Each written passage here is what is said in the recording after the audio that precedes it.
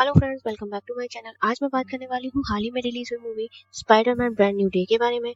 तो मूवी की शुरुआत एक मोन्टाज से होती है जिसमें स्पाइडरमैन नो वे होम के इवेंट्स के बाद से लेकर अब तक पीटर पार्कर के साथ में क्या क्या हुआ ये सब दिखाया जाता है। इन 4 सालों में पीटर न्यूयॉर्क सिटी की पुलिस डिटेक्टिव जैन डिफॉल्ट के साथ मिलकर शहर में हो रहे अपराधों को रोकता है। इसी मोन्टाज में हमें ये भी दिखाया जाता है कि पीटर कई स्ट्रीट लेवल विलन से लड़ चुका है, जैसे बूमरैंग, आर्मस्ट्रॉन्ग, टोरंटोला और द हैंड। अब द हैंड के निजी टीओडीसी यानी डिपार्टमेंट ऑफ डैमेज कंट्रोल के डायरेक्टर के नियंत्रण में है और उसी के लिए काम कर रहे हैं। इसके बाद कहानी प्रेजेंट टाइम में आती है। पीटर अपने फ्लैट में होता है। अब उसने अपना खुद का एक एआई भी डेवलप कर लिया है जिसका नाम ईवीई है। वह अपने वेब सूट को टेस्ट कर रहा होता है। जैसे ही वह वेब शूट करता है, वह खुद से और ईवीई से कहता है कि पिछले कुछ दिनों से उसके वेब पहले जैसे सटीक निशाने पर नहीं लग रहे हैं। फिर एक सीन के जरिए दिखाया जाता है कि जब भी पीटर स्पाइडरमैन बन के किसी मिशन या लड़ाई से वापस अपने फ्लैट पर आता है तो उसे तीर सिर में दर्द होने लगता है। इस दर्द को दबाने के लिए वह सिर दर्द की दवाई पी लेता है। अगले दिन पीटर अपने घर के लिए कुछ सामान लेने के लिए ग्रोसरी स्टोर जाता है। वहाँ उसके फोन पर कैप्टन जेन का फोन आता है। कैप्टन उससे पूछती है कि अब उसके सिर का दर्द ठीक है या नहीं और उसे अपनी सेहत तथा निजी जिंदगी का भी ध्यान रखने की सलाह देती है। पीटर इस बात को टोकते हुए कहता है कि उसके साथ सब कुछ ठीक है। तभी उसके फोन पर एक नोटिफिकेशन आता है जिसमें लिखा होता है कि एक बेवकूफ व्यक्ति ने सेना का एक टैंक हाईजैक कर लिया है और वह न्यूयॉर्क की सड़कों पर तबाही मचाते हुए टीओडीसी की ओर बढ़ रहा है। असल में पीटर ने न्यूयॉर्क सिटी के लगभग सभी कैमरे को हैक कर रखा था। कैप्टन जेन की मदद से शहर में होने वाले हर बड़े अपराधों की जानकारी सीधे उसके फोन पर पहुंच जाती है। ये देखते ही पीटर तुरंत अपना सूट पहनता है और टैंक की लोकेशन तक पहुंच जाता है। वो लोगों को बचाते हुए टैंक को रोकने की पूरी कोशिश करता है, लेकिन आखिर में वह टैंक टीओडीसी की दीवार तोड़कर अंदर घुस जाता है। जब पीटर टैंक का हैच खोलता है तो उसमें एक बुजुर्ग महिला दिखाई देती है जो टैंक चला रही होती है। पीटर को कुछ अजीब महसूस होता है। तभी वह देखता है कि जिस रहस्यमय शक्ति ने उस महिला को अपने नियंत्रण में लिया था, वही शक्ति वहां मौजूद दूसरे लोगों में भी एक एक करके प्रवेश करने लगती है और उन्हें भी अपने वश में कर लेती है। इसी दौरान हमें स्कॉर्पियन भी दिखाई देता है जिसे टीओडीसी के अधिकारी हेलीकॉप्टर के जरिए किसी दूसरी जेल में ले जा रहे होते हैं। लेकिन तभी वही रहस्यमय शक्ति उस अधिकारी को भी अपने नियंत्रण में ले लेती है और उससे कहलवाती है कि अब स्कॉर्पियन को जेल ले जाने की जरूरत नहीं है। उसी समय स्पाइडरमैन वहां पहुंच जाता है। वो ये सब देखकर समझने की कोशिश करता है कि आखिर लोगों को कंट्रोल कौन कर रहा है। वो रहस्यमय शक्ति उसी अधिकारी के जरिए स्पाइडरमैन से बात करने की कोशिश करती है। इतना ही नहीं, वह स्पाइडरमैन के दिमाग में झांकने की कोशिश भी करती है। तभी हमें साल 2017 का पीटर पार्कर दिखाई देता है जो अपने कमरे में अपने पुराने सूट के साथ बैठा होता है। तभी आंट भी उससे बात करने के लिए उसके कमरे में आती है, लेकिन वह रहस्यमय शक्ति पीटर की यादों तक पूरी तरह पहुंच नहीं पाती। लेकिन पीटर कोई साधारण इंसान नहीं है। उसके दिमाग पर नियंत्रण करना उसके लिए आसान नहीं होता। इसके बाद वह रहस्यमय शक्ति दोबारा टीओडीसी के अधिकारी के शरीर में लौट आती है और स्पाइडरमैन से कहती है कि तुम टैंक में एक चीज देखना भूल गए, एक बॉम्ब। इतना कहते ही एक जबरदस्त धमाका हो जाता है। इस विस्फोट का फायदा उठाकर स्कॉर्पियन वहां से फरार हो जाता है। कुछ देर बाद वहां कैप्टन पहुंचती है। वह और स्पाइडरमैन इस घटना पर चर्चा करते हैं और तय करते हैं कि उन्हें जल्दी से जल्दी स्कॉर्पियन की लोकेशन ढूंढनी होगी। इस घटना के बाद पीटर को लगता है कि इस रहस्य का जवाब शायद केवल येलेना के पास हो सकता है, इसलिए वह उससे मिलने जाता है। उसे शक होता है कि ये माइंड कंट्रोल उसी तरह किया जा रहा है जैसे कभी रेड रूम में किया जाता था, लेकिन येलेना कहते हैं कि ऐसा बिल्कुल नहीं है। हालांकि वह पीटर को एक महत्वपूर्ण सुराग देती है। वे बताते हैं कि पिछले 1 महीने से किसी ने टीओडीसी की एक प्रतिनिधि सर्वर को कई बार एक्सेस करने की कोशिश की थी और हर बार केवल एक ही चीज सर्च की गई, वीमैक्स। ये सुनकर पीटर पूछता है कि ये वीमैक्स क्या है। येलेना जवाब देना शुरू ही करती है कि पीटर सोचता है कि वीमैक्स आखिर है क्या, ये तो उसे खुद ही पता करना पड़ेगा। इसके बाद पीटर टीओडीसी जाने का फैसला करता है। वहाँ उसकी मुलाकात डायरेक्टर बिल क्लेमेंस से होती है। पीटर उसे ये रहस्यमय शक्ति के बारे में पूछता है। बिल उसे बताता है कि ये माइंड और बॉडी को कंट्रोल करने वाली रहस्यमय शक्ति बहुत ही खतरनाक है और उसे पकड़ने के लिए टीओडीसी को स्पाइडरमैन की मदद की जरूरत होगी, क्योंकि स्पाइडरमैन होने की वजह से उस शक्ति का असर पीटर पर बहुत कम होता है। इस मिशन के लिए तैयार हो जाता है और विल की बातों पर भरोसा कर लेता है। इसके बाद में वह बिल से पूछता है कि क्या वो वीमैक्स के बारे में कुछ जानता है, लेकिन बिल जवाब देता है कि इसके बारे में उसे कोई जानकारी नहीं है। अगले दिन पीटर एक कैफे में बैठा होता है। तभी वहाँ नेड आता है। नेड कैफे की ओनर से कुछ ड्रिंक्स लेता है और बातचीत के दौरान बताता है कि आज उसे अपनी एक दोस्त की हाउस वार्मिंग पार्टी में जाना है।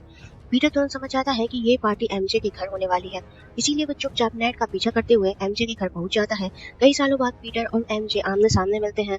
अपनी असली पहचान छुपाने के लिए पीटर अपना नाम बेन बताता है। कुछ देर बाद पीटर देखता है कि पार्टी में एमजे का बॉयफ्रेंड भी मौजूद है। दोनों एक दूसरे को किस करते हैं। ये देखकर पीटर अंदर से पूरी तरह टूट जाता है। वो एक टूटे हुए आशिक की तरह अंधेरी और बारिश भरी रात में शहर के ऊपर स्विंग करते हुए अपने घर लौटता है, लेकिन घर पहुंचते पहुंचते उसकी तबीयत बेहद खराब हो जाती है। उसका पुराना सिर दर्द पहले से भी ज्यादा बढ़ जाता है और आखिरकार वह बेहोश होकर गिर पड़ता है। अगली सुबह जब उसकी आंख खुलती है तो वो खुद को एक विशाल वेव कोकून के अंदर पाता है। वो किसी तरह बाहर निकलता है और पहली बार देखता है कि उसके हाथों से अनगिनत वेव निकल रहे हैं। ये देखकर वह घबरा जाता है। वह तुरंत अपने घर पहुंचता है और अपने एआई ईवी से पूछता है कि आखिर उसके शरीर में क्या हो रहा है। ईवी उसे बताती है कि लंबे समय से चल रहे अकेलेपन और डिप्रेशन की वजह से उसका डीएनए म्यूटेट होने लगा है। सामान्य रूप से पीटर का डीएनए आधा इंसान और आधा मकड़ी का है, लेकिन अब उसके शरीर में स्पाइडर डीएनए लगातार बढ़ता जा रहा है। इसी कारण उसकी ताकत पहले से कई गुना बढ़ गई है और उसे अनगिनत वेव की नई क्षमता भी मिल गई है। इसके बाद पीटर इन अनगिनत वेव को इस्तेमाल करना सीखने की कोशिश करता है, लेकिन इससे पहले कि वह उन पर पूरी तरह नियंत्रण हासिल कर पाता, उसके फोन पर स्कॉर्पियन की लोकेशन आ जाती है। मजबूरी में उसे उसी अनियंत्रित हालत में वहां जाना पड़ता है। वो लड़खड़ाता हुआ किसी तरह स्कॉर्पियन तक पहुंच जाता है, लेकिन शुरुआत में ठीक से लड़ नहीं पाता क्योंकि उसे अनगिनत वेव इस्तेमाल करने की आदत नहीं होती। तभी उसके शरीर में स्पाइडर डीएनए की मात्रा अचानक बहुत ज्यादा बढ़ने लगती है। उसकी आंखें पूरी तरह काली हो जाती है और वो बेहद खतरनाक रूप धारण कर लेता है। इसके बाद वह स्कॉर्पियन की बेरहमी से पिटाई करता है। जब कुछ देर बाद पीटर को होश आता है तो उसे एहसास होता है कि स्कॉर्पियन अपनी मर्जी से ये सब नहीं कर रहा था, उसे वही रहस्यमय शक्ति नियंत्रित कर रही थी। अपनी हालत देखकर पीटर फैसला करता है कि उसे इस म्यूटेशन को रोकने का कोई ना कोई तरीका जरूर ढूंढना होगा। तभी उसे ब्रूस बैनर की याद आती है। वह एम्पायर स्टेट यूनिवर्सिटी पहुंचता है जहां ब्रूस बैनर फिजिक्स के प्रोफेसर होते हैं। अपनी पहचान छुपाने के लिए वह इस बार भी अपना असली नाम नहीं बताता।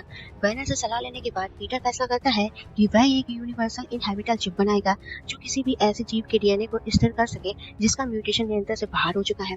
पीटर बहुत जल्दी उस चिप को बना भी लेता है, लेकिन उसमें एक बड़ी कमी होती है। समय तक चलने के बाद वह चिप ज्यादा गर्म होकर नष्ट हो जाती है और उसका डीएनए फिर से म्यूटेट होने लगता है। इसके बाद हमें उस रहस्यमय शक्ति की असली पहचान दिखाई जाती है। वह और कोई नहीं बल्कि जेन ग्रे होती है। वह किसी तरह भी मैक्स का पता लगाने की कोशिश कर रही होती है। यहीं से हमें उसकी बैक स्टोरी भी दिखाई जाती है। जीन ग्रे की एक बहन होती है जिसका नाम सारा ग्रे है। एक दिन दोनों पार्क में बैठी होती है। सारा जीन को अपनी शक्तियां दिखा रही होती है।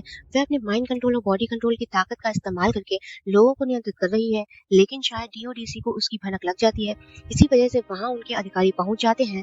डीओडीसी के अधिकारी सारा को बेहोश करने वाला डांट मारते हैं और उसे अपने साथ ले जाते हैं। जीन उसकी मदद के लिए आगे बढ़ती है, लेकिन सारा टेलीपैथी के जरिए उसका दिमाग नियंत्रित करके उसे वहीं रोक देती है। वह जानती थी कि अगर जीन भी अपनी शक्तियों का इस्तेमाल करेगी तो डीओडीसी उसे भी गिरफ्तार कर लेगा। आखिरी बार जब सारा ने टेलीपैथी के जरिए जीन से संपर्क किया था तब उसने सिर्फ एक ही शब्द कहा था, वी मैक्स। तभी से जीन ये पता लगाने की कोशिश कर रही थी डीओडीसी ने उसकी बहन के साथ आखिर किया क्या है, लेकिन विल ने पीटर को अपने झूठ पर यकीन दिला रखा था। इसीलिए पीटर जीन को सच तक पहुंचने से रोकने की कोशिश करता है। इसी वजह से जीन सबसे पहले पीटर को ही अपना निशाना बना लेती है। वह पीटर के अपार्टमेंट में पहुंचती है और उसकी सारी चीजें देखती है। वहीं उसे 4 साल पुराना वह खत मिलता है जो पीटर ने कभी एमजे के लिए लिखा था। जीन वह पूरा खत पढ़ लेती है। इसके बाद में वह टेलीपैथी के जरिए पीटर से कहती है कि अगर उसने उसका रास्ता नहीं छोड़ा तो उसका अगला निशाना एमजे होगी। ये सुनते ही पीटर एमजे के घर पहुंचता है और उसे किसी सुरक्षित जगह ले जाने का फैसला करता है। रास्ते में दोनों कुछ देर के लिए एक जगह रुकते हैं। तभी जीन दूर बैठकर एमजे का माइंड कंट्रोल करने लगती है, लेकिन पीटर को इसका बिल्कुल भी एहसास नहीं होता। जीन एमजे से ऐसा व्यवहार करवाती है जैसे उसकी सारी पुरानी यादें वापस आ गई हो। इसके बाद एमजे और पीटर एक दूसरे को किस करते हैं। पीटर बेहद भावुक हो जाता है, लेकिन तभी जीन एमजे के मुंह से कहलवाती है कि मैं एमजे नहीं जीन हूँ। यह झटका पीटर सह नहीं पाता है और उसका म्यूटेशन फिर से बढ़ने लगता है, जिससे गुस्से में वह एमजे का गला पकड़ लेता है और उसी समय जीन एमजे को नीचे गिरा देती है। पीटर को तुरंत होश आता है और वह दौड़कर एमजे की जान बचा लेता है। इसके बाद में जीन वहां खड़ी कार में पहुंच जाती है और पीटर को आखिरी चेतावनी देती है कि वो उसके रास्ते में आना बंद कर दे, लेकिन पीटर पीछे हटने वालों में से नहीं था। सबसे पहले वह एमजे को किसी सुरक्षित जगह छोड़ने का फैसला करता है। वो उसे फ्रैंक कैसल के जहाज में ले जाता है। वहीं पीटर और एमजे के बीच में लंबी बातचीत होती है। पीटर उसे अपना पूरा प्लान बताता है। वो कहता है कि जीन को रोकने का सिर्फ एक ही तरीका है, उसे यूनिवर्सल इनहैबिटल चिप लगानी होगी। इससे उसके शरीर का म्यूटेशन लेवल कम हो जाएगा और वह अपनी शक्तियों का इस्तेमाल नहीं कर पाएगी। हालांकि पीटर ये भी बताता है कि उस चिप में अभी एक बड़ी कमी है। कुछ देर बाद वे ज्यादा गर्म होकर खुद ही नष्ट हो जाती है। एमजे उसकी मदद करने का फैसला करती है। वो बताती है कि चिप के ज्यादा गर्म होने की वजह उसके मांस के लेंस से निकलने वाला रेडिएशन है। दोनों मिलकर उस समस्या को ठीक कर लेते हैं। इसके बाद पीटर जीन की लोकेशन पर पहुंचता है। जीन डीओडीसी की हाई सिक्योरिटी बिल्डिंग में होती है जहां एक बेहद महत्वपूर्ण वोल्ट मौजूद होता है। उसे यकीन होता है कि शायद वहीं उससे भी मैक्स से जुड़ा कोई सुराग मिल जाएगा। इस बार वह वोल्ट तक पहुंचने के लिए ब्रूस बैनर का माइंड कंट्रोल करके हल्की ताकत का इस्तेमाल करती है, लेकिन तभी वहां स्पाइडरमैन पहुंच जाता है और उसका आमना सामना सीधे जीन ग्रे से होता है। स्पाइडरमैन कहता है कि इस बार वह उसे सफल नहीं होने देगा। वह यूनिवर्सल इनहैबिटल चिप लेकर जीन की ओर बढ़ता है, लेकिन इससे पहले कि वह चिप लगा पाता, जीन हल्का माइंड कंट्रोल करके स्पाइडरमैन पर हमला करवा देती है। दोनों के बीच जबरदस्त लड़ाई शुरू हो जाती है। दूसरी तरफ एमजे पनिशा से कहती है कि उसे भी स्पाइडरमैन की मदद के लिए जाना चाहिए। इसके बाद पनिशर भी वहाँ पहुंच जाता है। स्पाइडरमैन और हल्क की लड़ाई का फायदा उठाकर जीन इस बार पनिशर को भी अपने नियंत्रण में ले लेती है और उसी के जरिए वोल्ट खुलवा देती है। लेकिन जैसे ही वोल्ट खुलता है वहाँ पहले से ही विल मौजूद होता है। जीन विल का भी माइंड कंट्रोल करने की कोशिश करती है।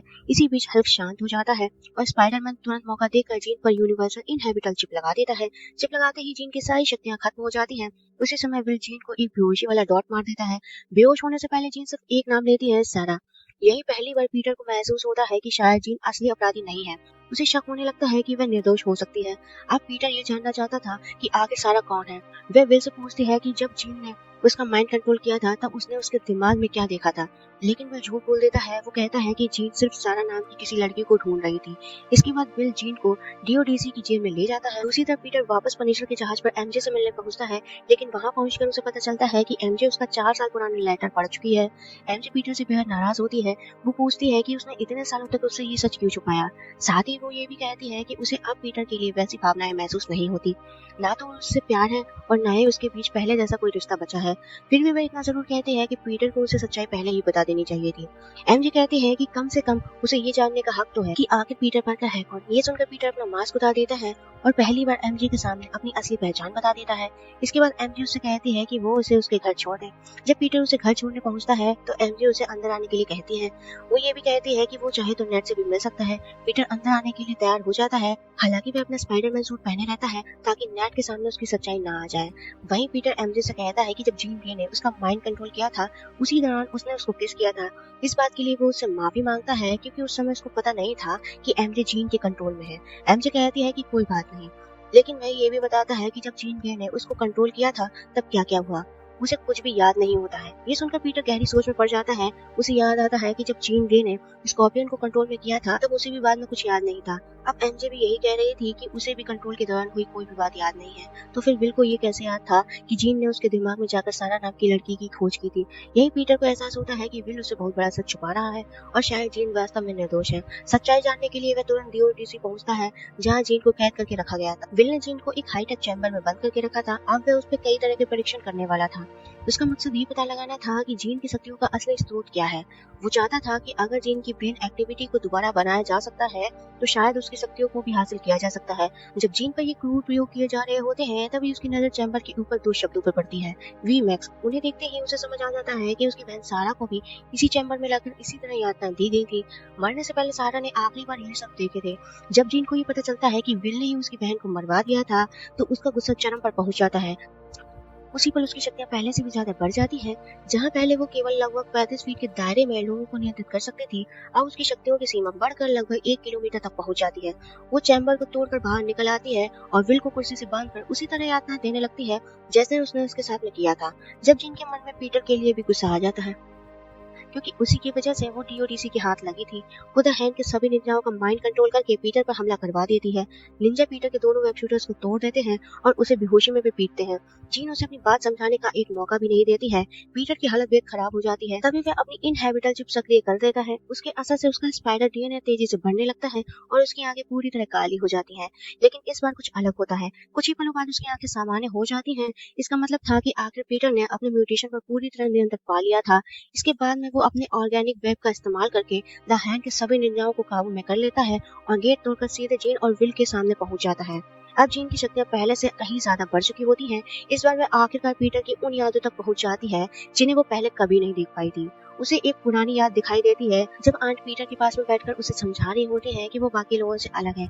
इसी वजह से दुनिया हमेशा उसके साथ में अलग व्यवहार करेगी और उसकी जिंदगी में बहुत दुख आएंगे। जीन इन यादों को ऐसे महसूस कर रही होती है जैसे वो यादें पीटर की नहीं बल्कि उसकी खुद की हो। आन की बातें सुनकर वो भावुक हो जाती है। तब उसे एहसास होता है कि जिस दर्द का अनुभव उसने अभी अभी किया है वही दर्द पीटर कई सालों से सहता आ रहा है। उसी पल दोनों एक दूसरे को दुश्मन की नहीं बल्कि दोस्त की नजरों से देखने लगते हैं। लेकिन तभी दूर खड़ा पनिशर अपनी स्पाइनल राइफल से जीन को गोली मारने का फैसला करता है। उसे अब भी यही लग रहा था कि जीन ही असली विलन है। जैसे ही पनिशर ट्रिगर दबाता है पीटर का स्पाइनल सेंस सक्रिय हो जाता है। वह खतरे को भाप लेता है और बिना एक पल गवाए जीन के सामने आकर खड़ा हो जाता है। अगले ही पल स्पाइनल की गोली सीधे पीटर को लगती है और पीटर जमीन पर गिर पड़ता है। पीटर की हालत बेहद गंभीर हो चुकी थी और वह मरने ही वाला था। लेकिन तभी जीन ग्रे अपनी शक्तियों का इस्तेमाल करके किसी तरह उसे जिंदा रखती है। कुछ ही देर बाद पनिशर वहां पहुंच जाता है। वह पीटर का मास्क वापस उसके चेहरे पर पहना देता है और तुरंत उसे अस्पताल ले जाता है। पीटर को पूरी तरह ठीक होने में सिर्फ 1 दिन लगता है। यहीं पर फिल्म खत्म हो जाती है। इसके बाद हमें पोस्ट क्रेडिट सीन देखने को मिलता है। इस सीन में स्पाइडर ट्रैकर दिखाया जाता है जो स्पाइडरमैन की लोकेशन ट्रैक कर रहा होता है। लेकिन हैरानी की बात ये होती है कि स्पाइडरमैन अब पृथ्वी पर नहीं है। ट्रैकर उसकी लोकेशन आउटर स्पेस में कहीं दिखा रहा होता है। उम्मीद है आपको स्पाइडरमैन ब्रांड न्यू डे की पूरी कहानी का एक्सप्लेनेशन पसंद आया होगा। अगर आपको मेरी ये वीडियो अच्छी लगी हो तो इसे लाइक जरूर करना, चैनल को सब्सक्राइब करें और बेल आइकन को दबाना बिल्कुल ना भूलें। मिलते हैं अगली वीडियो में, तब तक बाय बाय, टेक केयर।